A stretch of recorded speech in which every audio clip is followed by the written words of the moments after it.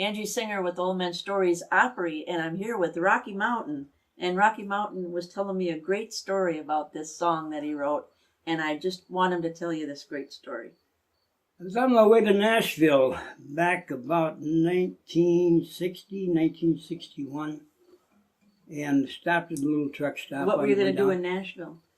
Went down there to try and get a recording contract. And Bill Phillips, who worked with Johnny Wright and Kitty Wells, and also was a co-writer over at Cedarwood Publishing with Mel Tellis. Yeah. Oh boy, these stories get long.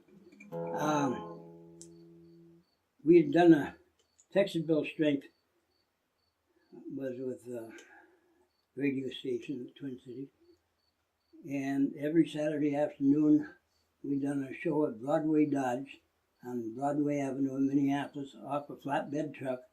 Really? And all the stars from the Grand Ole Opry that were playing at the Flame Cafe would come out there to do a number or two. Wow. And this particular time, Kitty Wells and Johnny Wright were in town. Johnny and Jack was a famous duet at that time, Jack Hanglin, who was brother-in-law of Johnny Wright's.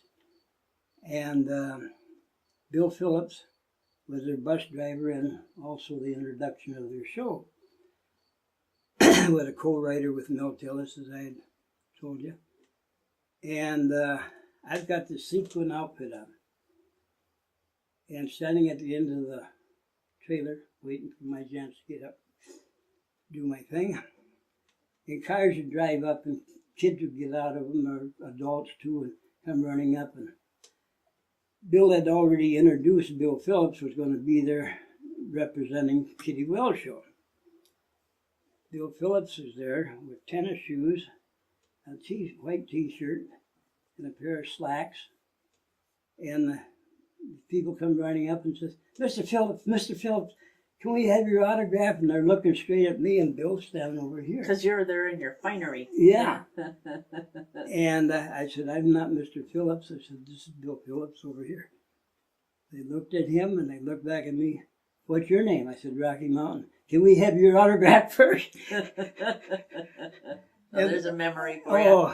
Every time Bill and I met after that, it was, how many autographs have you signed? Anyway, I was he had invited me to come down and bring some material with.